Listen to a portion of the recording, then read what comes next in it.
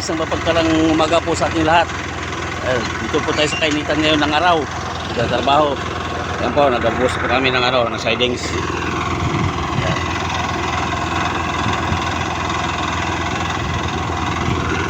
Bali, ito po ang pinasimbol namin kahapon. Ang forma sa to, lipat, baklas, baklas, lipat, saka asimbol. So bukas po, magkaano naman kami, mag-flooring para makausad naman tong formas. Sa 1.8 km po itong gagawin namin dito sa sa paradahan, dito sa Apurawan, Nara, Palawan. Ayan. Ayan po aking mga soldier.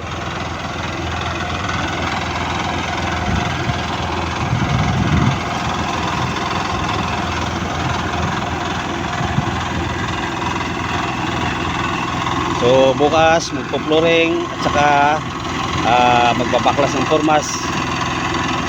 So ano na mga activities bukas para makausad na naman po ang trabaho natin. Ayan. So ganito lang po ang buhay ng ng nagtatrabaho sa irrigation.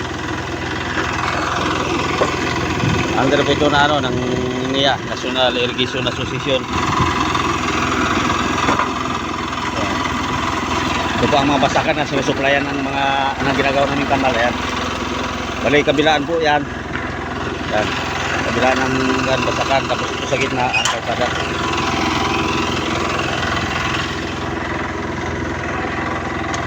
Bali, para hindi na po sila mahirapan ng patubig. Kanya-kanya na pong may mga turnout na sila sa bawat basakan. Ang medyo malayo po ang basakan sa lining kanal. Ano na lang, giveaway na lang yung sa tabing kalsada para makapatubig ang banda ang nasa likod na bahagi ng nabasakan. Nilalagyan po namin yan ng grout kasi nga po wala kaming oil. Wala kaming tinso oil, kaya nilalagyan namin ng grout para po hindi dumikit yung simento sa sa plywood natin, kasi sa araw-araw po pag walang grout masisira po ang ating masisira po agad ang ating plywood.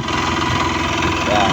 Hanggang dyan na po at maraming salamat po. Shout out po sa lahat ng mga construction worker, sa lahat ng foreman, laborers and mason. Yan. Salamat po sa panonood nyo sa aking mga vlog.